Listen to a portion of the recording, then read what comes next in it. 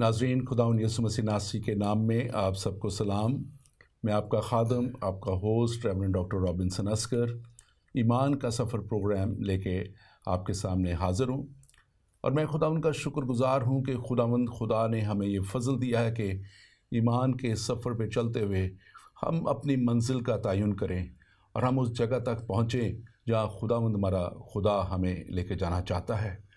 आज के प्रोग्राम में हम बात करेंगे हम्दो सना पे परस्तिश के ताल्लुक़ से कि हम क्यों हम्दो सना करते हैं, हम क्यों परस्तिश करते हैं, परस्तिश की क्या अहमियत है और परस्तिश की अफादियत क्या है और इसकी ज़रूरत क्या है।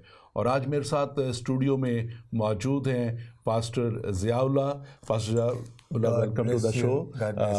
हम आपको वेलकम करते हैं। और नाज़रीन, इससे पहले कि मैं इस सब्जेक्ट के ऊपर और आज के मौजू के ऊपर बात करूं, मैं ख़ास तौर पे लंदन की उस फ़ज़ा को जो बहुत ही एक दफ़ा फिर से सोगवार है, ग्लेनफेल टावर आप सब ने सुना जो पिछले दिनों उसमें आग लगी और कैसे वो पूरा का पूरा टावर जो है बहुत बड़ी इमारत, ऊंची इमारत जो है वो जो है खाक हो के रह गई और उसमें तकरीबन 80 जानें जो हैं वो खुदावंद के पास चली गई, इस दुनिया से रहलत कर गई।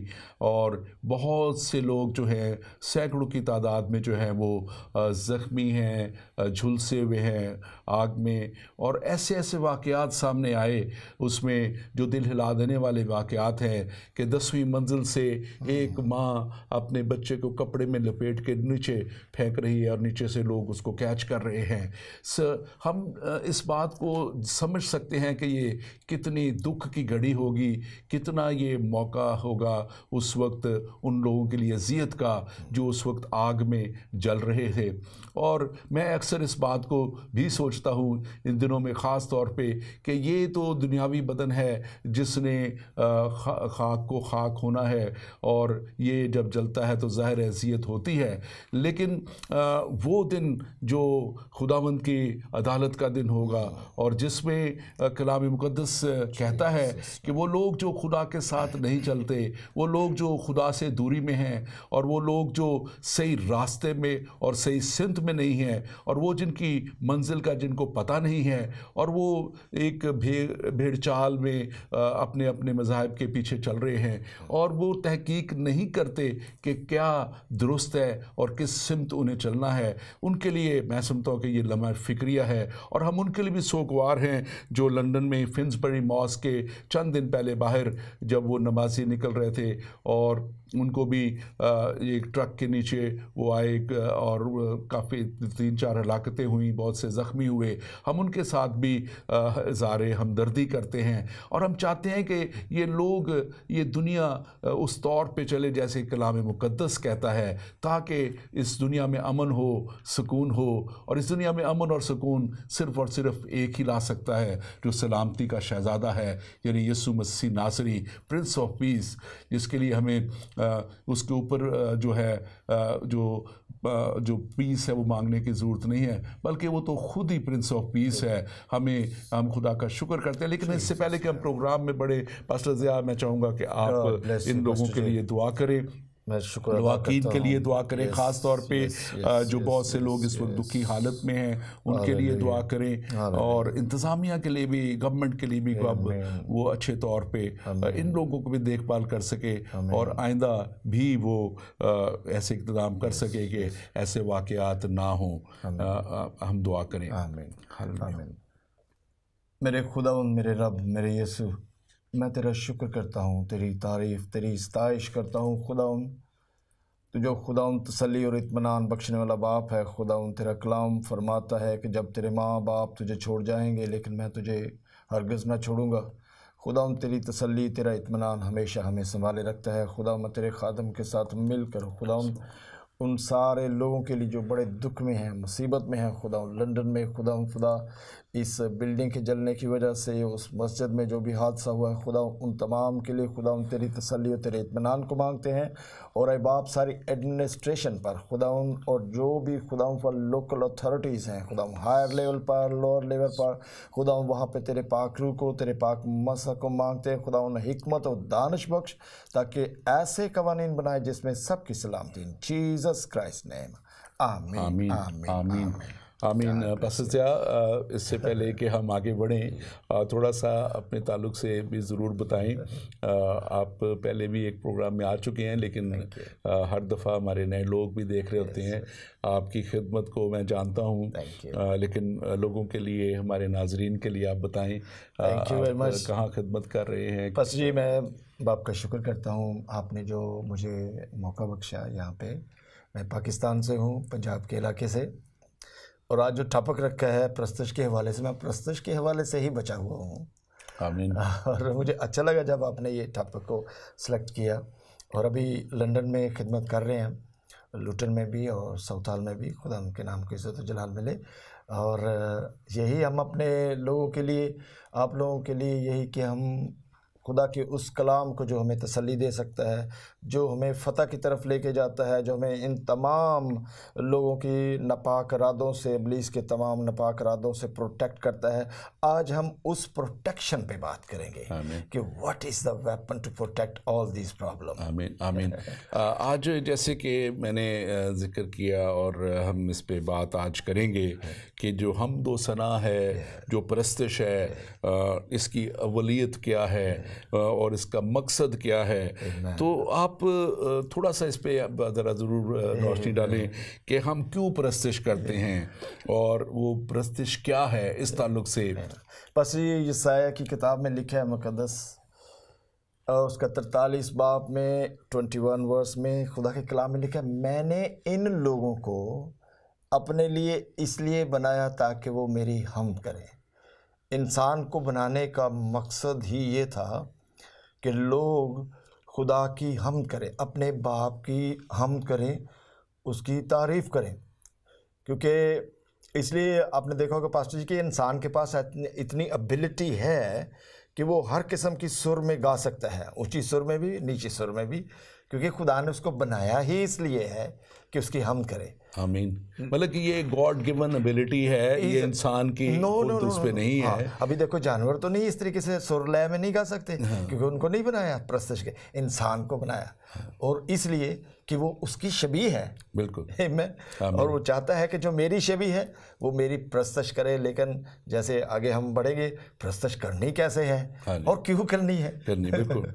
और ये बताएं कि परस्तिश जो है ये क्या है, क्या इस ताल्लुक़ से बताएं एक्चुअली, मतलब कि आप कैसे इसको डिफ़ाइन करेंगे कि ये क्या है परस्तिश करना जो है। आमीन। बस जी, मैं परस्तिश के हवाले से ये देखूंगा, अगर हम पैदाइश की किताब में देखें तो वहाँ पे हमें दो चीज़ों का बर्थ प्लेस मिलता है, the birth place of prayer and the birth place of worship. जब खुदा ने इंसान को बनाया, उसको सारी एबिलिटी दे दी, सारा इख्तियार दे दिया, और खुदा ने कहा let them have dominion on the earth. अब इसके पास ये इख्तियार है कि ये मेरे से दुआ करेगा, रफ़ाकत और शराकत रखेगा, जहाँ से दुआ का आगाज़ और परस्तिश का आगाज़ वहाँ पे हुआ जब काहिन और हाबल को हम देखते हैं पास्टर जी, कि जब उसने परस्तिश कैसे दी। परस्तिश, you can not speak just sing a song और अदर थिंग्स। परस्तिश mean to honour your father, to give something to your father. और जब काहिन और हाबल को देखते हैं तो उन्होंने जब पूरे दिल से, छोटे भाई ने परस्तिश की और उसकी इस्ताइश की पूरे दिल से, तो वो खुदा को पसंद आई। आमीन। वो जगह है जब हम खुदा के लिए अपने दिल से, और दूसरा भाई जो ऑर्डिनरी चीज़ें लेकर आया और खुदा के कलाम में लिखा, उसको वो पसंद नहीं आई। लेकिन जिसने रूह सजाई, क्योंकि यूहन्ना की अंजील में, मुकद्दस यूहन्ना की अंजील में क्या लिखा, खुदा बाप ऐसे परस्तार ढूंढता है जो रूह और सच्चाई से परस्तिश करते हैं। बाप की, true worshipper only worship to the Father, not to the brother, not to the ecclesia, only to the Father. बिल्कुल। और ये हम देखते हैं कि जैसे मैंने पहले बात की थी कि हमें क्यों उसकी परस्तिश करनी है, हमें क्यों उसकी सिताइश करनी है। तो मुकाशफा में भी हम देखते हैं 14 बाब उसकी 7वीं आयत में वहाँ पे लिखा हुआ है, खुदावंद से डरो और उसकी तमजीद करो क्योंकि उसकी अदालत का वक्त आ पहुँचा, और उसकी इबादत करो। इबादत करना, परस्तिश करना है, उसकी सिताइश करना है। आजकल की इबादत, जैसे मैं आपसे आते हुए हम बात कर रहे थे, वो बात आ गई है सामने कि अब जब हम खुदावंद के हुजूर में होंगे तो उस वक्त हम खुदा को तो खुतबा नहीं सुनाएंगे। तो उस वक्त तो वो ये नहीं होगी जैसे हमारी बात है कि पहले हम परस्तिश करें, उसके बाद कलाम का हिस्सा होगा, फिर उस वक्त तो खुदा की ज़रूरी है, फिर हमने तो खुदा को सरबुलंद करना है, उसको अपनी जो है इज्जत और जलाल देना है। हमने खुदा को वहाँ सरबुलंद नहीं सुनाना है। हमारे साथ एक कॉलर है, हम कॉल लेंगे और फिर हम आगे इस गुफ्तगू में बढ़ेंगे। जी, कौन और कहाँ से बोल रहे हैं? जी, पोर्शिया बात कर रही हूँ मैं, मॉन्ट्रियल कनाडा से। जी बहन बोलिए। मुझे मेरी मदर के लिए प्रेयर रिक्वेस्ट करवानी है जो बीमार है काफ़ी सीरियसली। अच्छा जी, हम उनके लिए ज़रूर दुआ करते हैं, और अगर आपका कोई परस्तिश के ताल्लुक़ से भी सवाल हो तो हम उनके उस ताल्लुक़ से भी जवाब देंगे। आपकी मदर का क्या नाम है? जी, आपकी मदर का क्या नाम है? मेरी मम्मी का नाम है जी शीला हक। शीला हक, ठीक है जी। हम उनके लिए दुआ करते हैं। उनके प्रॉब्लम्स अगर आप नोट कर लें। जी, she is suffering from diabetes and kidney failure. अच्छा जी, अच्छा, and she is suffering from arthritis too. हाँ जी, दुआ हम उनके लिए करते हैं। आइए हम दुआ करते हैं। Hallelujah, thank you Lord, thank you father, thank you Holi spirit. आसमानी बाप, हम इस वक्त इस बड़े ईमान के साथ आते हैं कि तू वादों का सच्चा खुदा है, और खुदावंद तू अपने लोगों को हमेशा खुदावंद उनके मांगने पे अता करता है, क्योंकि तेरा कलाम ये कहता है कि मांगो तो तुम्हें दिया जाएगा। और खुदा हम इस वक्त अपनी बहन शीला के लिए दुआ करते हैं। खुदा तू अपनी बंदी को खुदावंद इसी वक्त अपना शाफी और कुदरत वाला हाथ बढ़ा के छू ले खुदा, ताकि तेरी बंदी खुदावंद उठ खड़ी हो, उसकी सारी डायबिटीज़ यीशु मसीह नासरी के नाम में जाती रहे, उसकी सारी खुदा जो भी किडनी का प्रॉब्लम है, आर्थराइटिस का प्रॉब्लम है, इन the mighty name of Jesus father God, खुदावंद हम दोनों खादम मिल के खुदावंद अपनी सारी टीम के साथ मिल के father God we come before your throne of grace father God, and we ask in the mighty name of Jesus, Yeshu Masih नासरी के नाम में खुदावंद इसी लम्हे तेरा हाथ बढ़ जाए, और खुदावंद तेरी बंदी खुदा हमारी बुजुर्गा शीला यीशु के नाम में शिफा पाए, और खुदावंद तू अपनी बंदी हमारी बहन पोर्शिया के सीमान के वसीला से खुदावंद जिसने ये दरख्वास्त रखी है खुदा हम खुदा तेरे हुजूर में आते हैं कि उसके ईमान के वसीला से खुदावंद तू अपनी रहमत को अपनी बंदी पे, उसके घराने पे उंडेल दे, और हमारी बहन को उठा खड़ा कर। यीशु मसीह नासरी के नाम में ये दुआ मांगते हैं, आमीन आमीन आमीन आमीन। हम बात कर रहे थे खुदा के हुजूर परस्तिश की और जब इबादत करने की, तो आप इसको कैसे बयान करेंगे? पास्टर, जैसे अभी हमारे कॉलर ने उनको यीशु मसीह नासरी के नाम से वेलकम किया है कि किस तरीके से हम वर्शिप के वसीले से इन बीमारियों से निजात हासिल कर सकते हैं। हाँ, अगर हम गिनती की किताब देखें उसका 10 बाब 9 आयत में लिखा है खुदा के कलाम में, और जब तुम अपने मुल्क में ऐसे दुश्मन से जो तुमको सताता हो लड़ने को निकलो, तो तुम नरसिंगों को सांस बांधकर जोर से फूंकना। कि किसी ऐसी बीमारी के हवाले से, किसी ऐसी दुख के हवाले से जो तुम्हें सताती हो, जो तेरे जिस्म की दुश्मन है, जो तेरे ख़ानदान की दुश्मन है, अगर तू ऐसे दुश्मन से चाहता है कि मेरी नजात हो जाए, तो खुदा का कलाम कहता है तू ऐसा करना कि सांस बांध कर नरसिंगे को फूंकना। इस तरीके से क्या होगा कि मेरे हुजूर में यादगिरी होगी और तू उस दुश्मन से बचाया जाएगा। क्योंकि इसलिए दाऊद फरमाता है ज़बूर की किताब में 18 ज़बूर में, मैं खुदावंद को जो सताइश के लायक है पुकारूंगा, यूं मैं अपने दुश्मनों से बचाया जाऊंगा। हालेलुया। और मत्ती के इंजील में लिखा है 4 बाब उसकी 10वीं आयत में बड़े क्लियरली लिखा है कि तू खुदावंद अपने खुदा को सजदा कर और सिर्फ उसी की इबादत कर। और जब हम उसकी इबादत करते हैं, उसकी परस्तिश करते हैं, उसके हुजूर में आ जाते हैं, तो कलाम कहता है कि उसका आसमान हमारे पे अच्छा आसमान खुल जाता है और वो अपने जो प्रस्तार हैं, वो जो अपने से जो मांगने वाले जो उसके पास आ जाते हैं, उनको वो मुकम्मल तौर पे वो अपनी कुदरत में और अपनी कुव्वत में संभाल लेता है। और प्रस्तिश के ताल्लुक से हम जानते हैं कि बहुत सी बातें हैं हम करना चाहते हैं, लेकिन ये हम जरा इसको थोड़ा सा स्टेप वाइज चलेंगे, थोड़ा सा इस पे बात करेंगे कि इसकी जो अवलियत जो है, इम्पोर्टेंस जो है, वो क्या है। थोड़ा सा आप इस ताल्लुक से भी ज़रूर हमें बताएं कि क्यों ये कलीसियाओं में प्रस्तिश खुदावंद चाहता है वो, और कैसे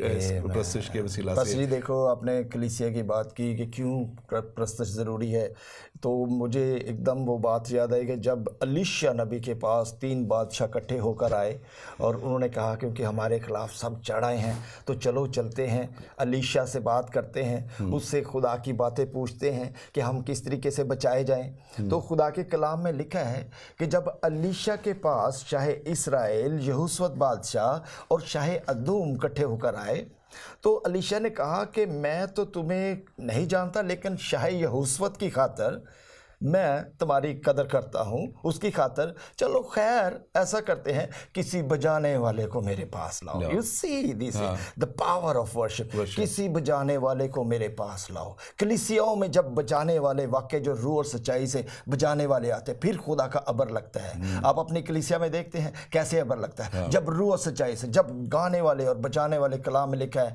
जैसे लिखा, और ऐसा हुआ कि जब गाने और बजाने वाले मिल गए। तो जब खुदा में लिखा है कि जब बजाने वाले ने बजाया तो खुदा का हाथ बढ़ गया। आमीन आमीन आमीन। तो यानी कि जब हम प्रस्तिश करते हैं, जब हम सिताइश करते हैं, तो कलाम में हम इसको जैसे हम पढ़ते हैं, तो खुदा की हजूरी हमारे दरमियान में उतर आती है और उसकी कुदरत जो है वो सारे उसको घेर लेती है, सारी फिजा और सारे माहौल को घेर लेती है। और फिर उसकी उस हजूरी के वसीला से मुझे बड़ी एक वाकया याद आ गया। मैं खुदा ने मुझे ये फजल दिया कि मैं 2004 में 2004 में बेनियन के एज अ VIP गेस्ट, उनके इंटरनेशनल गेस्ट के तौर पे मैं इंडोनेशिया मनीला फिलीपींस में गया और बहुत बड़ा उनका प्रोग्राम हुआ। तो वहाँ उनके साथ ही मैं ठहरा हुआ था। I was only one staying there with them, उनकी टीम के साथ। तो वहाँ हम बातें जब कर रहे थे तो एक जिक्र हुआ और वो बेनियन बताते हैं कि एक गालबन अमेरिका का कोई सिटी था, गालबन ऑरलैंडो का था, ये कहाँ पे, तो वो बताते हैं कि वो ट्रैफिक में फंस गए और मीटिंग का टाइम हो रहा था और बड़ा बुरा ट्रैफिक था और वो ट्रैफिक की वजह से नहीं पहुंच पा रहे थे। मीटिंग शुरू हो चुकी थी, परस्तिश जारी थी और जब वो लेट हो गए, कलाम का टाइम भी हो रहा था, तो उसमें उन्होंने वहाँ फ़ोन करके पूछा कि अब क्या हो रहा है।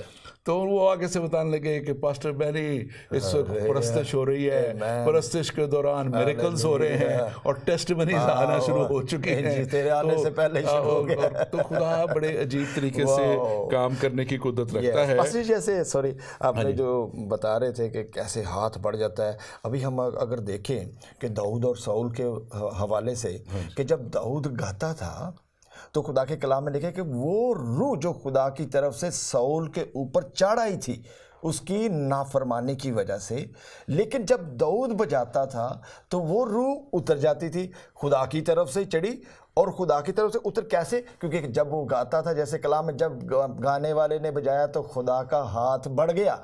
जब वर्शिप की जाती है तो खुदा का हाथ बढ़ जाता है और जब खुदा का हाथ बढ़ता है तो पास्टर जी वहाँ पे कोई बीमारी रुक नहीं सकती, कोई प्रॉब्लम रुक नहीं सकती। That's why when we worship to our father with true spirit, सच्चाई से, क्योंकि खुदा जो क्या है वो रूह है, और खुदा के कलाम में लिखा है जहाँ कहीं खुदा का रूह है वहाँ पर क्या है, आज़ादी है। और रूह की प्रस्तश आप पास्टर जी अपने फिजिकल बॉडी से, अपने इंस्ट्रूमेंट से, अपने उस एबिलिटी से, या जो आपने फनकारी सीखी उससे तो नहीं कर सकते।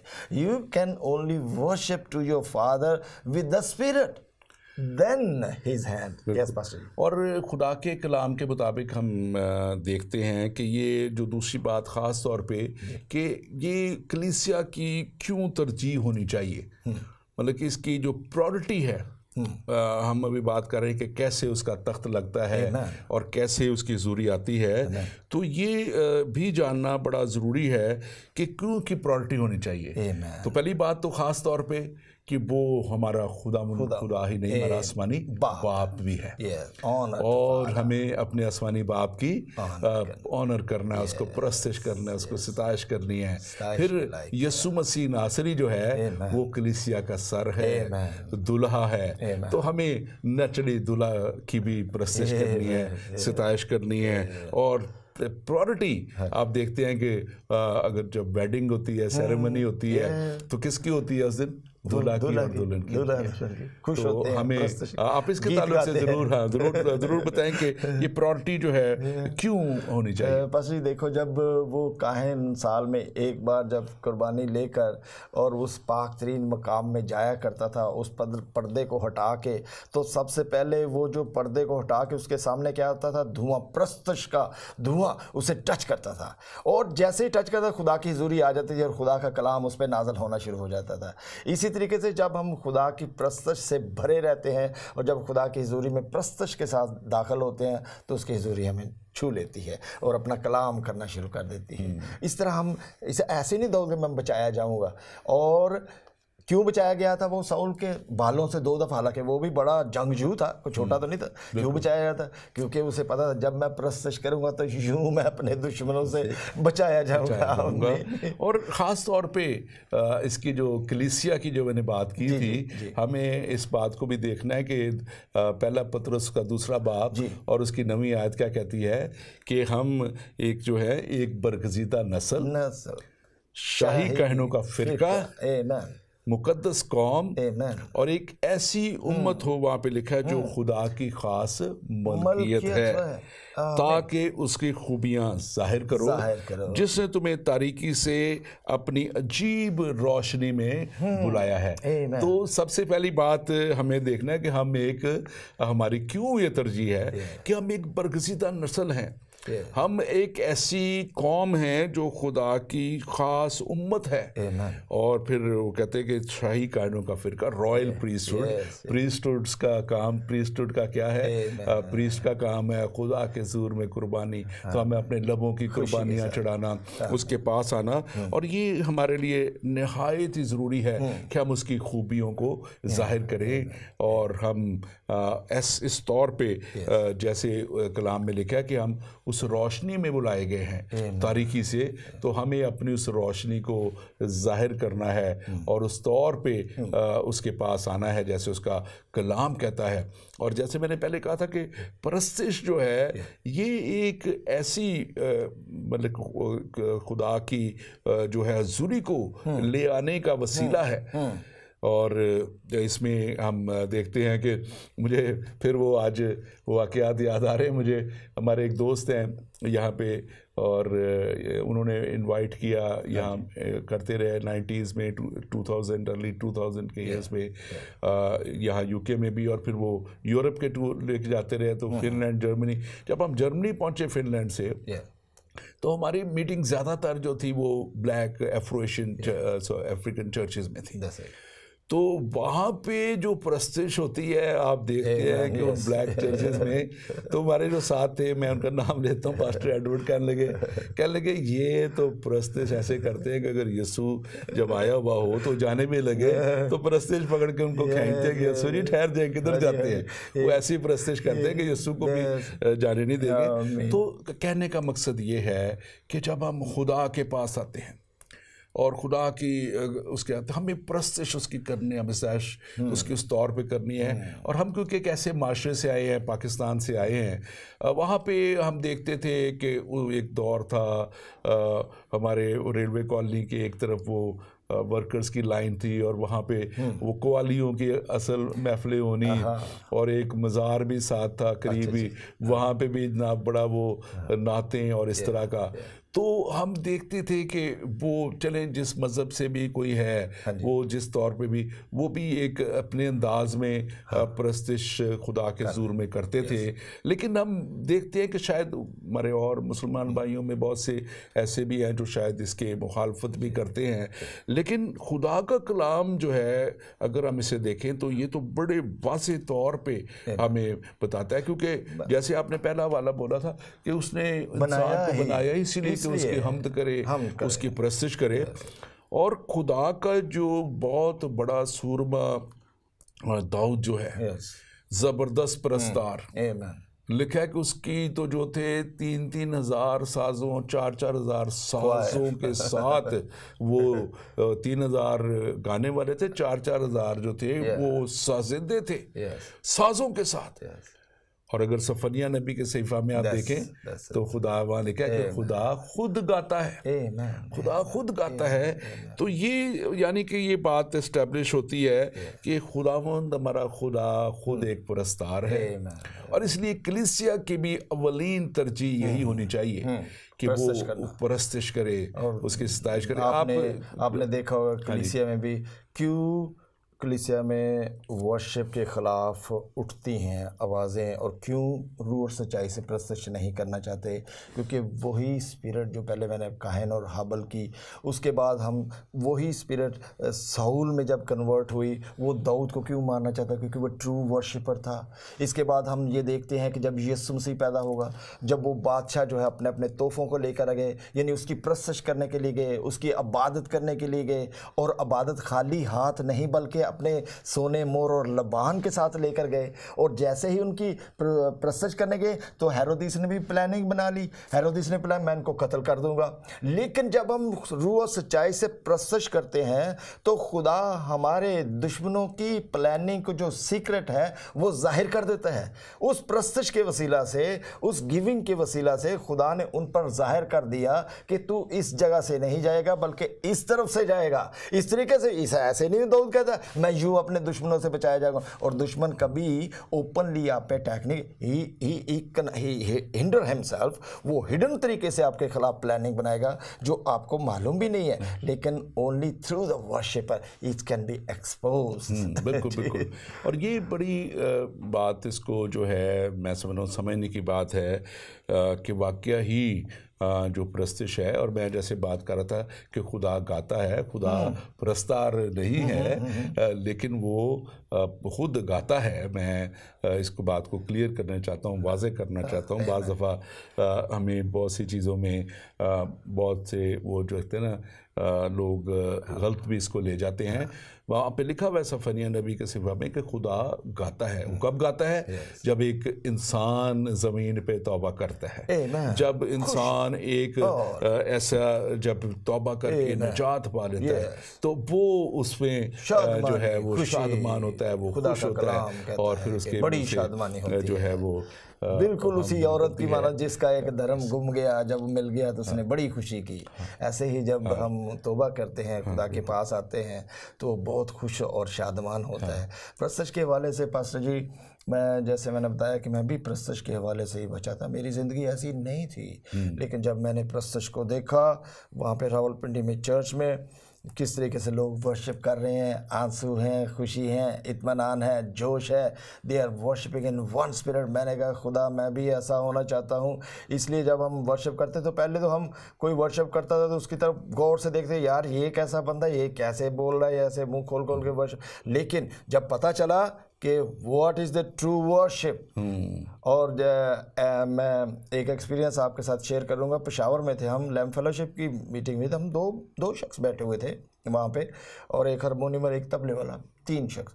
और जब वर्शिप करनी शुरू की तो ऐसे लगा जिस तरह आप कहते हैं कि खुदा आता है गाता, वो तख्तनशीन क्यों होता है गाने के लिए हमारे साथ, तो ऐसे जैसे फरिश्तों हजारों हजार फरिश्ते हमारे साथ वर्शिप कर रहे हैं। तो सबने हमने तीनों ने यही कहा, नहीं वी आर नॉट 3, यहाँ पर तो ऐसे लग रहा जैसे बिग क्वायर देयर, तो तख्तनशीन हो जाता है लेकिन बिल्कुल। कब, और ये हम इस पे बाद में इस पे आना है इस सब्जेक्ट पे कि कैसे जब उसकी प्रोसेस होती है और फिर उसका तख्त लगता है। लेकिन हम इससे पहले कि आगे बढ़े, मैं चाहूँगा हमारे जितने भी व्यूअर्स हैं, नाजरीन, अगर आपका कोई भी सवाल है इस ताल्लुक से, अगर आप कोई भी हमसे बात पूछना चाहते हैं, सवाल करना चाहते हैं, तो आपकी स्क्रीन पे आप जिस कंट्री में है उस कंट्री का लोकल नंबर आ रहा होगा, आप उस नंबर पे आप हमें कॉल कीजिए और हम आपका ज़रूर जवाब देंगे। और खुदा का एक खादम जो है AW टूल्स जो है बड़ा ज़बरदस्त खादम है, वो कहते हैं कि ये बशारती कलीसिया का एक खोया हुआ मोती है। मतलब कि जो कलीसियों में अभी कुछ ट्रेडिशनली अभी उसी तरह ही चल रही हैं, जिनमें कोई वर्शिप का नहीं, वो फुकदान कह लें है, उस तौर पे वो नहीं कर पाते। तो ये मैं समझता हूँ कि एक आपने अभी जिक्र किया कि आपकी ज़िंदगी भी वर्शिप के कुछ मेरी स्टोरी भी मिलती जुलती। मैंने भी भाई अर्नेस्ट मल की मीटिंग में 18 फरवरी 1994 राजा बाजार के यूपी चर्च में वर्शिप प्रोग्राम के दौरान ही मैंने भी अपनी ज़िंदगी खुदा को दी थी। और हम देखते हैं कि कैसे वो जब वर्शिप करते थे, और उसके बाद मुझे मौका भी मिला कि मैंने उनकी बड़ी बड़ी मीटिंग्स भी ऑर्गेनाइज़ की, आप भी उसमें आते रहे हैं। और एक हमने मीटिंग मुझे बहुत अच्छी तरह याद है कि ऑर्गेनाइज़ की थी, तो जब वो प्रस्तिश करते थे तो जिनमें बदरूहें थी वो बदरूहें चीखना शुरू हो जाती थी, चलाना शुरू हो जाती थी। और खुदा आज भी इसी तरह ही चाहता है कि वर्शिप हो, ना कि वो ट्रेडिशनल। मैं पिछले 2 साल पहले अमेरिका में था और एक चर्च और उसकी सेमिनरी में कुछ वहाँ पे मैंने माह में 5 माह मैंने वहाँ पे प्रॉपर फुल सेमिनरी में जो है स्टडीज़ भी की। मेरे ब्रदर इन लॉ और मेरी सिस्टर भी वहाँ साथ थे। तो वो वहाँ पे जो एक सब्जेक्ट उनका बना हुआ था, वो मेन सब्जेक्ट उस कलीसिया का, वो बहुत बड़ी अमेरिका की कलीसिया है, लेकिन उनका यही सब्जेक्ट था कि कलीसिया में सिर्फ बूढ़े बूढ़े बुजुर्ग रह गए हैं और न्यू जो है नए लोग, जो ये नौजवान लोग जो हैं वो नहीं आते और नहीं आते। लेकिन फिर उन्होंने एक मॉडल चर्च में हमें लेके गए जिसकी अपोजिशन बहुत हो रही थी, क्योंकि जो बुजुर्ग लोग हैं वो नहीं ट्रेडिशन से हटना चाहते। तो वहाँ पे लेके गए तो वहाँ पे वो ट्रेडिशन से हट के वो वर्शिप कर रहे थे गिटार्स पे दूसरे तरीक़ों से, और बैंड था, और वहाँ पे नौजवान हज़ारों की तादाद में थे और खुशी खुशी वो वर्शिप कर रहे थे। जबकि उनके तमाम चर्चेज़ में जिसमें भी चले जाओ जहाँ पे वो सिर्फ ट्रेडिशनल सी वर्शिप करते थे, वहाँ पे आपको सिर्फ 60 एंड अबव के लोग नज़र आते थे, उससे नीचे को नज़र ही नहीं आता था, या वो बच्चे जो उंगली पकड़ के जिनको लाया जाता है। तो ये मैं बात जो ख़ास करना चाहता हूँ, आज मैं समझता हूँ कि दुनिया को ज़रूरत है कि अगर इस जो हम दुख में हैं, तकलीफ़ों में हैं, परेशानियों में हैं, हम देख रहे हैं, मैंने शुरू में जिक्र भी किया लंदन के इन वाक़यात का, सारी दुनिया में ऐसे वाक़यात हो रहे हैं। तो दुनिया में लोगों को ज़रूरत इस बात की है कि वो सच्चे परस्तार बन के खुदा के पास आ जाए। एक खुदा का खादम था पास्टर जी, उसके घर में बहुत प्रॉब्लम हुई और किसी खुदा के बंदे ने उसे कहा कि तू क्यों परेशान होता है, खुदा की प्रस्तश करना शुरू कर। उसे कैसे मैं प्रस्तश करूँगा, मेरे घर में तो इतना प्रॉब्लम है। कहता है नहीं तू प्रस्तश करने। जैसे पास्टर जी उसने प्रस्तश करना शुरू की, पहले तो बंधे हुए दिल के साथ प्रस्तश करनी शुरू की। जब उसने रूह और सच्चाई से प्रस्तश करना शुरू की तो वो प्रॉब्लम उसकी ज़िंदगी से हटना शुरू हो गई। बाद में उसमें शादमानी आ गई, जिनको वो जिन औलाद को, जिन बच्चों को वो अपने डांग सोटे से कन्वर्ट नहीं कर सकता through the worship, they are change. Why change? Because the presence of God is there. और जब खुदा की हुजूरी है तो वो चेंज करती है हमारे दिमाग को, दिल को, सबको। आप क्यों चेंज हो गए पास्टर जी, मैं क्यों चेंज हो गया? Through the worship. अगर वो हम उस लम्हे को खो देते तो शायद आज हम यहाँ पे बैठे हुए ना होते। इसी तरीके से जैसे आपने बुज़ुर्गों की बात की, वाकई एक खुदा के खादम ने कहा कि बुज़ुर्ग तो आ जाते हैं क्योंकि उनके पास और कोई काम नहीं है, लेकिन हम जो न्यू जनरेशन है उसको जब जैसे दाऊद कहता है मुझे तेरे घर की लो लग गई, जब उनको लो लग जाएगी, what is the real worship, what's the real message of God. क्योंकि खुदा हर शख्स, जैसे आप देखते हैं हर कौम जो है वो सच्चाई की तलाश में है, लेकिन खुदा का कलाम कहता है सच्चाई से वाकफ होगे तो सच्चाई तुमको आज़ाद करेगी। यानी खुदा का कलाम, और खुदा का कलाम ये कहता है कि तू किसके लिए बनाया गया है, मेरी वर्शिप करने के लिए। रूह और सच्चाई से वर्शिप कर, मैं तेरे अंदर सुकूनत कर लूँगा क्योंकि तू तो मेरा, जैसे आगे हमने हाँ बिल्कुल। और जैसे हम अभी बात कर रहे हैं कि खुदा ये चाहता है, अब आगे जब हम कलाम मुकद्दस में आते हैं और हम अनाजील में आते हैं तो यीशु मसीह ने भी इसे एक परस्तिश को एक जो है तरजीह बनाया है, तरजीह करार दिया है। और हम इसको अगर देखें मत्ती की इंजील उसका 22वां बाब और 26 आयत से 28 आयत में एक वाक़या का जिक्र है जहाँ पे लिखा है कि फ़कीह और फरीसी जो थे और वो आके वो उसको फंसाने के चक्कर में बातों में और वो उससे बात करते हैं, लेकिन खुदावंद यीशु ने 37वें आयत में कहा, तो उस 22वें मत्ती के इंजील 22वें बाब और उसकी 37वें आयत में 37 वर्स में कहता है कि तू खुदावंद अपने खुदा से अपने सारे दिल और अपनी सारी जान और अपनी सारी अक्ल से मोहब्बत रख। पहला और बड़ा हुक्म यही है, ये यीशु मसीह ने फरमाया। पहला और बड़ा हुक्म यही है कि तू अपने सारे दिल और अपनी सारी जान और अपनी सारी अक्ल से मोहब्बत रख खुदावंद। और जब हम पूरे अपने सारे दिल, सारी जान, सारी अक्ल से मोहब्बत रखते हैं तो फिर हमारे अंदर से परस्तिश निकलती है, फिर हमारे अंदर से उसकी सिताइश निकलती है। क्योंकि जब हमारे अंदर उसकी खूबी आ जाती है, खुदा का सबसे बड़ी खूबी क्या है? मोहब्बत है। तो फिर हमारे अंदर से उसकी परस्तिश निकलती है और हमें सारे दिल से और सारी जान से परस्तिश करनी है। अगर कोई समझता है कि वो बड़ा अच्छा इंस्ट्रूमेंट बजा लेता है, बहुत अच्छा गा लेता है, बहुत अच्छी शायद उससे वो शायरी है तो क्या आप समझते हैं कि वो एक अच्छा परस्तार है? इस ताल्लुक से नहीं, बस जी जैसे हमने खुदा के कलाम में किया, वो रूह है, रूह और सच्चाई से ऐसे परस्तार ढूंढता है जो रूह और सच्चाई से, ऐसे परस्तार ने जो बतल उस्ताद, ऐसे परस्तार जो रूह और सच्चाई से परस्तिश करते हैं, उनकी परस्तिश में वो तख्त नशीन होता है। ये एक एबिलिटी है इंसान की। जिस तरीके से डॉक्टर बहुत पढ़ता है और पढ़ने के बाद जो सर्जन बन जाता है, ये उसकी अपनी एक एबिलिटी है, ये भी खुदा की तरफ से है। लेकिन जब जो कुछ खुदा ने हमें बख्शा हुआ है उसको जब हम अपने पूरे दिल से उसको अपना बाप जानते हुए, क्रिएटर जानते हुए उसके लिए कुछ मुंह खोलते हैं, मुंह कैसे खोलना है? रूह के साथ, और रूह के साथ कैसे? सच्चाई कलाम, यानी खुदा के कलाम के साथ जब उसकी बड़ाई करते हैं तो ये हमारी परस्तिश है। आमीन। जैसे हम मैथ्यू की इंजील में मुकद्दस मत्ती की इंजील में देखते हैं कि पास्टर जी वहाँ पे एक कनानी औरत थी। अभी देखो वर्शिप की, the power of worship change the decision of God.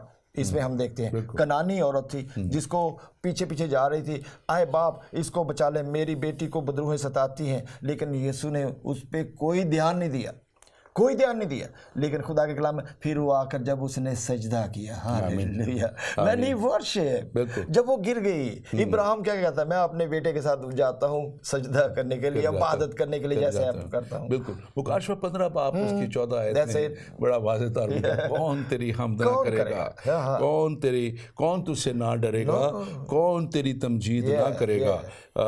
कलाम के मुताबिक सबको उसकी तमजीद करनी है, उसकी सिताइश करनी है, चाहे आप किसी भी मज़हब से हैं, किसी भी रंग से हैं, किसी भी नस्ल से हैं। मैं समझता हूँ कि कलाम बड़ा वाज़ेह और ये सब के लिए कलाम है और हमें सबको खुदा की तमजीद करते हुए, उसके नाम को मुबारक कहते हुए उसके पास आना है। और फिर वो कहता है कि जब हम इस तरह उसके पास आते हैं तो फिर हम उसकी बड़ी बरकतों के वारिस ठहर जाते हैं। और फिर वो हमारे लिए कलाम में लिखा है बड़े बड़े काम करता है। लूका 11 बाब उसकी दूसरी आयत में लिखा है, उसने यीशु ने कहा कि मैं जब तुम दुआ करो तो कहो आए हमारे बाप तू जो आसमान पर है, तेरा नाम पाक माना जाए। तो जब वो आए हमारे बाप है, हमारा जो बाप है, जब हम उसके नाम की सिताइश करेंगे, तमजीद करेंगे, तो जाहिर है उसका तख्त हमारे दरमियान में लगेगा। यहाँ पे बढ़ोती है कि बाप तू ऐसा बाप है जो आसमान पर तख्त नशीन है। बिल्कुल बिल्कुल। और ये मैं समझता हूँ कि हमारे लिए बहुत ही ज़रूरी है। अब थोड़ा सा हम बात करेंगे परस्तिश का मकसद जो है, थोड़ा सा तो हमने बीच में इसको टच किया है, लेकिन थोड़ा सा हम इसको इस तरह भी देखेंगे कि जब हम उसकी परस्तिश करते हैं तो हम इस बात का भी इशार करते हैं कि हु इज़ ही, वो कौन है, और उसके बुलंद तरीन और आला मकाम को जो है और उसकी पाकीज़गी को जो सिताइश के लायक है, हम उसको जो है एक अव्वल और उत्तम दर्जा देते हैं। आप इसके ताल्लुक से क्या कहेंगे? Jesus Christ. पास्टर जी, अगर आप देखें ज़बूर उसका 107 ज़बूर में, तो वहाँ पे बहुत खूबसूरत बातें हैं कि जब इंसान दुख में था, मुसीबत में था, बड़े तूफ़ानी लहरों में था, अंधेरे में था, बीमारी में था, तो खुदा के कलाम में अगर हम देखें 107 ज़बूर उसकी 19 आयत में, इन सारी दुखों में था, तो तब वो अपनी मुसीबत में खुदा उनसे फरियाद करते हैं, वो उनको उनके दुखों से रहाई बख्शता है, वो अपना कलाम नाज़िल कर शिफा बख्शता है और उनको उनकी हिलाकत से बख्शता है। काश लोग खुदावंद की शफ़क़त की खातर और बनी आदम के लिए उसके अजायब की खातर उसकी सताइश करते हैं। जब हम सताइश करते हैं ये जानते हुए कि बाप हमारा पाक है, यहोवा यरी है, सब कुछ मुहैया कर सकता है, तो फिर हमारी शिफा कायम और दायम रहती है। अक्सर आपने देखा होगा लोग शिफा पाते हैं, शिफा पाने के बाद कुछ अरसे के बाद फिर वो गिर जाते हैं, इसलिए कि वो अपने उस बाप की इबादत नहीं करते, उसकी परस्तिश नहीं करते। इसलिए बार बार इस ज़बूर में आप देखें 5-6 दफ़ा काश मेरे लोग अजायब की खातर और उसकी परस्तिश करते। तो ये जो उन्होंने दुआ की है, शिफा की दुआ, बीमारी को दूर करने की दुआ, कायम दायम रहती है। आमीन, आमीन। और जब हम ऐसा करते हैं तो जैसे लिखा हुआ है यूहन्ना 4 बाप उसकी 24 आयत में, बाप ऐसे परस्तार ढूंढता है जो रूह और सच्चाई से उसकी परस्तिश करे, तो वो काहे के लिए ढूंढता है? असल बात तो ये है कि क्या वो ढूंढ के उन्हें कहीं शोपीस के तौर पे, to worship him, to bless him more abundantly. और मैं तो जब याद करता हूँ, क्योंकि हमारे एशियन में कम्युनिटी में या पाकिस्तान, इंडिया, इस सारे उसमें भाई अर्नस्ट मल का नाम, उसको हम उसको उनको दाऊद, एशिया का दाऊद कहते थे और कहते हैं अब भी। और वो मैं देखता था कि जब इतनी ज़्यादा बुलंदियों तक चले गए थे परस्तिश में, और इतना ज़्यादा परस्तिश, तो क्योंकि मैंने उनके पाकिस्तान में बहुत मीटिंगें ऑर्गेनाइज की, बड़ी बड़ी की, तो मैंने ये एलिमेंट देखना शुरू किया कि एक तरह के लोग उनके भी बहुत ज़्यादा मदाह हो गए थे। और मैं ये भी कहता हूँ बाज़ दफ़ा कि वो इतनी अच्छी परस्तिश करने लगे थे कि खुदा को पसंद है कि अब ये मेरे हुजूर आ जाए। वो मुझसे पहले चले गए, वो जस्ट 60 ईयर्स ओल्ड, और उसमें वो जाके तो वो चले गए, और अचानक उनको ये सारा जब हुआ तो, लेकिन मैं अक्सर लोग कहते थे कि वो क्यों चले गए, तो मैं कहता हूँ कि वो इतनी अच्छी परस्तिश करते थे कि शायद खुदा को भी ये पसंद है कि अब ये मेरे हुजूर आके मेरे परस्तिश करे, मेरे सराफीन के साथ, फरिश्तों के साथ मिल के परस्तिश करे।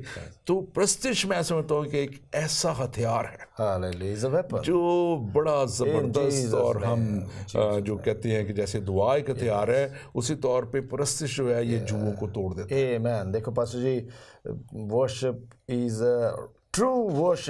a true war against the demons and the afflictions and the bondages and जितनी भी प्रॉब्लम है। लेकिन जब हम वाकई ही ट्रू वर्शिप, जिस तरह खुदा के कलाम में, मगर वो वक्त आता है, बल्कि अब ही है। अब बहुत सारे लोग कहते हैं पता नहीं यार, जब मेरे पास इंस्ट्रूमेंट आएंगे या मेरे पास बजाने वाला आएगा तो फिर मैं करूँ। नो, वो कहता है अब ही है, राइट नाउ, इन द कलीसिया, in the churches, in the घर। जो लोग अब इस वक्त को जानते हैं, गनीमत जानते हैं, वो वाकई रूह सच्चाई के साथ, क्योंकि वर्शिप करने वाले तो हम नहीं हैं, दुआ करने वाले तो हम नहीं हैं। When we just sit down, open our mouth, हमारे मुंह के अंदर रागनी तो वो डालता है, अल्फाज तो वो डालता है। वो ये कहता है यू चलना शुरू कर, I will give you the power, you sing, I will give you the melody. और ये किसी ने बड़ा खूबसूरत ये बात यहाँ कही, मैंने इसको लिखा और लिखा कि हम इसलिए परस्तिश नहीं करते कि हम जज्बात या एहसासात से खुशी पाते हैं, या हम इसलिए परस्तिश नहीं करते कि हम बेहतर महसूस करते हैं, बल्कि हम इसलिए परस्तिश करते हैं कि हम उसे खुश करते हैं। क्योंकि जब हमारा बाप खुश होता है, जब दुनियावी बाप हमारा खुश हो, तो हम कैसा फील करते हैं, प्राउडनेस। तो वो जो हमारा आसमानी बाप है, और फिर वो जो है जब वो देखता है कि ये बच्चे कैसे मेरी तरह खुश हैं, मेरी परस्तिश करते हैं, सिताइश करते हैं, तो फिर नेचुरली उसका अच्छा आसमान, जैसे मैंने पहले कहा, खुलता है और हमारी वो ज़रूरतों को पूरा करता है। मैं फिर चाहूँगा हमारे साथ, अगर हमारे पास थोड़ा वक्त है, हमारे साथ वो हमारे नाजरीन जो भी आप प्रोग्राम ये देख रहे हैं, ज़रूर आपका अगर कोई भी सवाल है इस ताल्लुक़ से, आप ज़रूर हमें कॉल करें और हम आपको जवाब देंगे। और खुदा का हम शुक्र करते हैं कि खुदा ने हमें ये फैसिलिटी दी है और हम खुदा के शुक्रगुजार हैं सारे वक्त के लिए। बस आप मुझे बताइए, ख़ास तौर पे जब हम बात करते हैं दाऊद की, और फिर हम बात करते हैं उसके सारे वो जो साज और उसने इंस्ट्रूमेंट बनाए, तो फिर हम क्या देखते हैं उसकी जो पावर मिनिस्ट्री में? आप इस ताल्लुक से थोड़ा सा बयान करें। बस ये देखो, जिस तरह घर बनाने के उसने मेरे अंदर, कहता है मेरे घर में, मेरे अंदर जो है वो एक लो लग गई है। और जैसे फिर हम शुरू में आते हैं कायन और हाबल की तरफ, जब कत्ल किया गया, खुदा जानता था कि ये मेरा ट्रू वर्शिपर है। कहीं जब ये ट्रू वर्शिप मेरी करेगा तो ज़रूर इसके लिए कोई ना कोई भाला उठाएगा, इसको कत्ल करने की कोशिश करेगा, लेकिन मैं इसको तैयारी बख्शूंगा जंगल में रख कर, शेरों में रख कर, रीछ के अंदरों के रख कर, ताकि उस भाले से ये बच जाए। इसलिए खुदा प्रिपेयर करता, क्योंकि कलाम में क्या लिखा है कि मैंने अपने लोगों को इसलिए ही बनाया है ताकि वो मेरी प्रस्तुत करे और मेरी जो है तारीफ करें। ये तो खुदा की बनाए हुए लोग हैं, और जब हम करते हैं तो खुदा इससे खुश होता है। ना सिर्फ जब खुश होता है, जब बादशाह खुश होता है तो वो क्या, वो इनामात तकसीम करता है, वो ग्रेस ऑफ गॉड हमारे ऊपर आना शुरू हो जाती है। आप क्या समझते हैं कि जो मतलब गैर कौमी हैं, ख़ास तौर पर जो उस तौर पे परस्तिश नहीं करती, या उस तौर पे खुदा के इस मुकाशवा को भी तक समझ नहीं सकी, मैं ये कहूँगा उन्हें कि खुदावंद हमारे खुदा का इस मुकाशवे को, इस भेद को वो समझ नहीं सकी, आप क्या इस ताल्लुक से? मैं पास्टर जी, मेरा अपना ज़ाती एक्सपीरियंस है कि पाकिस्तान रावलपिंडी में के बाद ऐसी मजलिस में पहले मैं जाया करता जहाँ पर इस तरीके से वर्शिप, वो यानी कि गीत और वो करते थे जो अपने हिसाब से करते थे, तो बजाय ये कि वहाँ पे खुदा की हजूरी आने से वहाँ से अब्लीस की हजूरी आना शुरू हो जाती थी, और लोग जब वो रोलिंग करते थे तो वो चलाते इस तरीके से चलाते नहीं थे कि कोई उनके अंदर कोई खुशी आ रही, इत्मीनान आ रहा, बल्कि तड़पते थे वो ऐसी कौन सी रूह जो उनके अंदर आ जाती है, क्योंकि वो अपने उस सच्चे बाप की प्रशंसा नहीं कर रहे थे। जैसा कलाम में लिखा है कि तुम अब्लीस तुम्हारा बाप है, माना वो उस बाप की प्रशंसा करते हैं। लेकिन जब हम रूह और सच्चाई से प्रशंसा करते हैं तो फिर कलाम फरमाता है कि खुदा रूह है, क्योंकि कलाम में लिखा है और खुदा रूह है, और ज़रूर है कि उसके परस्तार बाप के परस्तार किसी दूसरे शख्स रूह और सच्चाई से प्रशंसा करें।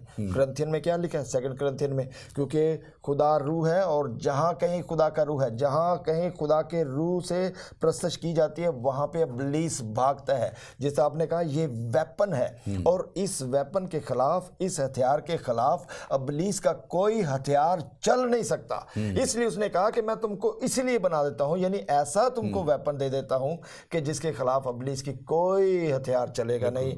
इसलिए तुम मेरी, और ये खुदा का हुक्म भी है, और इसको जो है ज़बूर 100 ज़बूर जो दाऊद का ज़बूर है, दूसरी आयत और उसकी चौथी आयत में बड़ा क्लियर का, खुशी के से खुदा उनकी इबादत करो, गाते हुए उसके हजूर में हाजिर हो, शुक्र गुजारी करते हुए उसके फाटकों में, और हमद करते हुए उसकी बारगाहों में दाखिल हो। ये तो क्लियर कट मैं समझता हूँ कि बाइबल मुकद्दस में इसकी तालीम है। इसलिए मैं कहता हूँ कि अगर गैर कौमों के लोग भी अगर नहीं करते, और आज अगर कोई प्रोग्राम सुनता भी है, तो उन्हें इसकी तहकीक करने की ज़रूरत है। जैसे मैं अपने प्रोग्राम में हमेशा शुरू में कहता हूँ कि किसी भी सफ़र के लिए एक मंजिल का होना बहुत ज़रूरी है।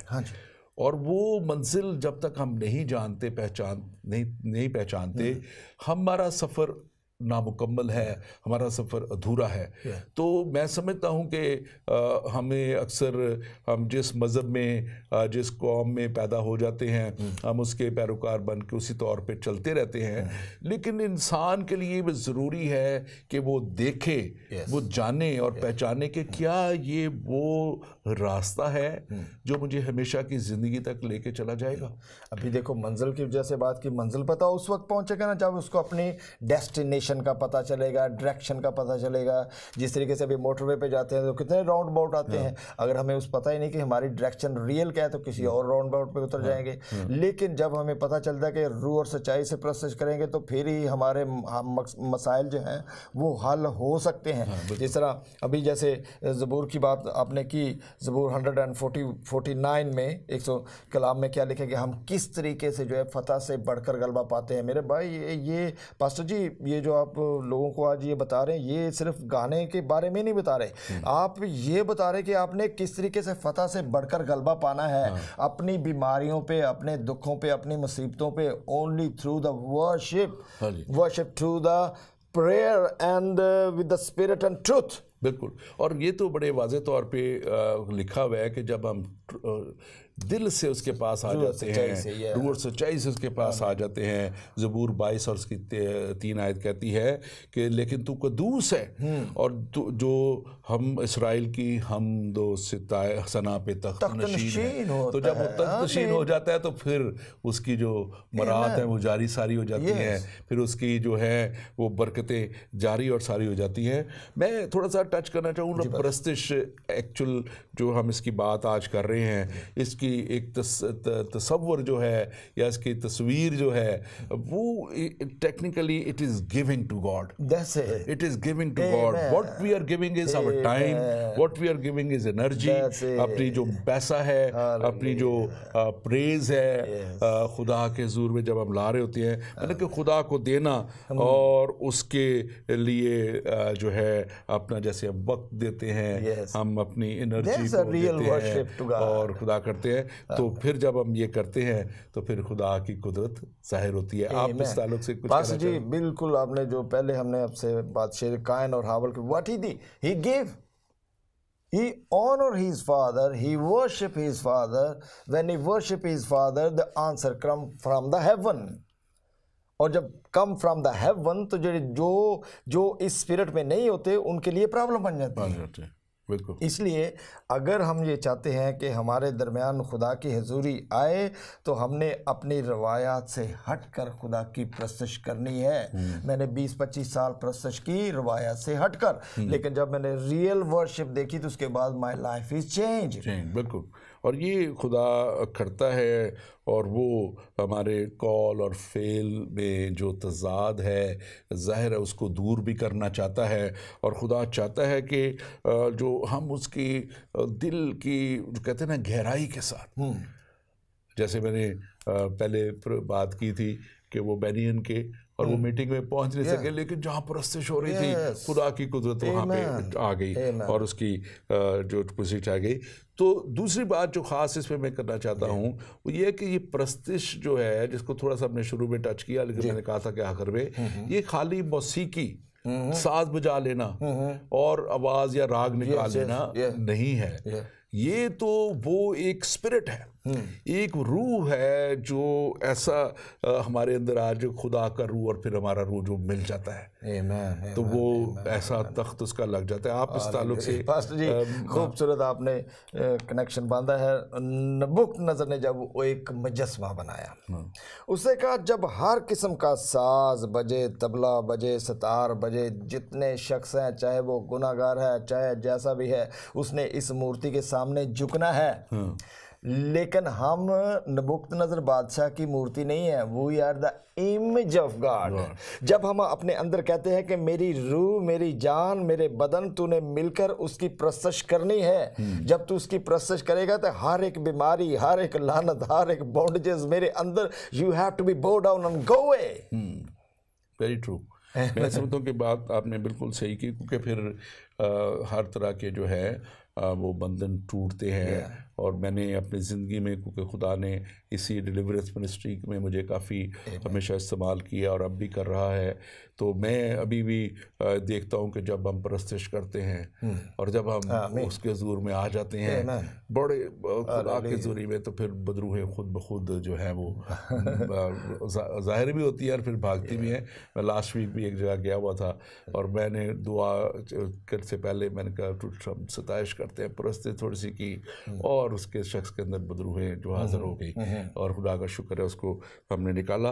खुदा आज भी ऐसे परस्तार जो रूह और सच्चाई से उसकी परस्तिश करे और वो चाहता है कि हमारे अंदरूनी जज्बों को और हमारी अमली सरगर्मियाँ जो हैं वो हम उसका इजहार उस तौर पे करें कि वो उसके हुजूर में एक जो है ना वो कुर्बानी जो होती है ना खालिस नीयत से कुर्बानी के तौर पे पहुँचे, तो फिर वो अपना जो है ज़रूर अपना आसमान हम पे खोलता है। और मैं समझता हूँ कि परस्तिश जो है ये जब हम नई पैदाइश पा लेते हैं, जैसे जब इंसान हमारे अंदर जो है वो रूह कुद्स जो का मस्कन बन जाता है, और जब हम रूह कुद्स का मस्कन बन जाते हैं तो फिर इस मस्कन के अंदर उसकी मुसलसल परस्तिश होना बड़ी ज़रूरी है, बड़ी ज़रूरी है। उसमें धुआं भी होना चाहिए और कोई एडिक्शन भी नहीं चाहिए।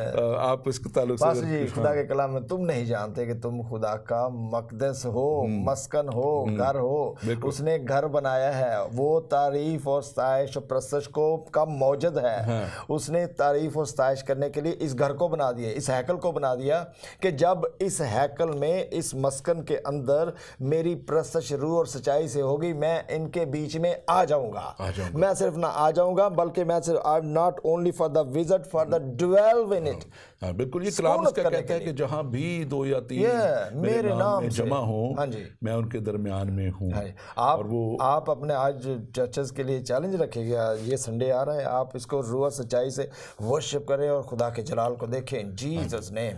नहीं, मैं समझता हूँ कि ये निहायत ही ज़रूरी है और ना सिर्फ चर्चेस के लिए बल्कि मैं तो बात वही बार बार करता हूँ कि हमारा खुदा तमाम उम्मतों का खुदा है। वो तमाम जितने भी, चाहे वो किसी भी रंग, नस्ल या मजहब से हों, वो तो हर एक का खुदा है और वो हर एक को बरकत देना चाहता है और वो हर एक को हमेशा की जिंदगी देना चाहता है और वो हमेशा हर एक को उस बरकत तक लेके जाना चाहता है जो उसके पास मौजूद है।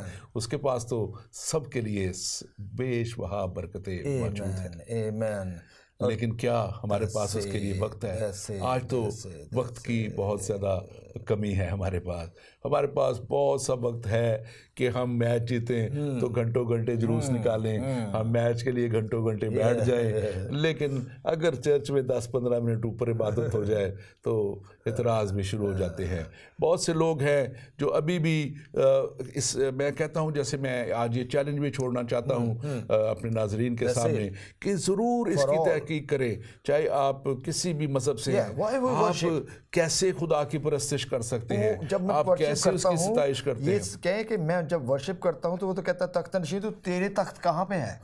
लगता क्यों नहीं है? बिल्कुल। और जब उसका तख्त लगता है तो जैसे है कलाम में लिखा कि उसमें से बिजलियाँ और कड़कें और निकलती हैं, तो उसमें क्या मजाल है कि इब्लीस की कुव्वतें रह जाएं। और किसी भी मज़हब के लिए और किसी भी उसकी जो मज़हब की जानने के लिए उसको मैं समझता हूँ कि ज़रूरी है कि सबसे पहले देखें कि उनका खुदा क्या कहता है, फिर देखें कि उनकी किताब क्या कहती है, फिर देखें कि उनका जो भी पैगंबर, नबी या जिसको भी वो मानते हैं वो क्या कहता है, और फिर देखें कि वो जो उनके फॉलोअर हैं, प्रस्तार हैं, वो क्या कर रहे हैं। तो आपको किसी भी मज़हब की जो है वो उसका वो निकल के सामने खुलासा आ जाएगा उसका, ये भी देख कि उसका खुदा क्या कहता है, उसका जो उनकी किताब क्या कहती है, उनका नबी, उनका रसूल या जिसको भी मानते हैं वो क्या कहते हैं, और फिर उसके पैरोकार क्या कर रहे हैं। और अगर ये हम देख लेंगे तो वो खुद ब खुद आपके सामने आ जाएगा कि वो असल खुदा के साथ चल रहे या नहीं चल रहे हैं। अब मेरे पास सिर्फ 1-8 मिनट है, आप कुछ भी फाइनल बात करना चाहें तो। जी, आपने जैसे बात कही थी, प्रस्तिश मीन टू गिविंग समथिंग, मोहब्बत का इजहार इसी से होता है कि जब हम किसी को कुछ देते हैं। खुदा ने दुनिया से, जैसे आप कह रहे हैं कि खुदा एक पूरी दुनिया से, खुदा ने दुनिया से ऐसी ही गिव हिज, जो उसका द बेस्ट वन वो उसने दिया। इसी जगह जब हम द बेस्ट वन क्या है कि हम खुदा की परस्तिश करें, क्योंकि जैसे पहले भी हमने यसाया 43:21 में, मैंने अपने लोगों को, मैंने तुम लोगों को, सारी दुनिया को इसलिए बनाया कि उसकी हमद करें, आमीन, ताकि उसका तख्त तुम्हारे अंदर लग जाए। Thank you very much pastor Zia, God bless you. नाज़रीन, आपने आज ये गुफ्तगू सुनी गो कि ये एक बहुत वसी सब्जेक्ट है, हम इसके द्वारा भी बात करेंगे। मैं आपके सामने एक चैलेंज ये रखना चाहता हूँ, क्या आप वाकई ही रूह और सच्चाई से अपने खुदावंद, अपने खुदा की परस्तिश कर रहे हैं, या हम रटी रटाई दुआएं पढ़ रहे हैं या कर रहे हैं? और क्या हम उस तौर पे चल रहे हैं जैसे हमें चलना चाहिए? और क्या हमें उस मंजिल का हमने तयन कर लिया जहाँ तक हमें पहुँचना है? अगर नहीं किया तो आज भी आपके वक्त है। खुदावंद आपको बरकत दे और सच्चाई तक पहुँचाए। आमीन।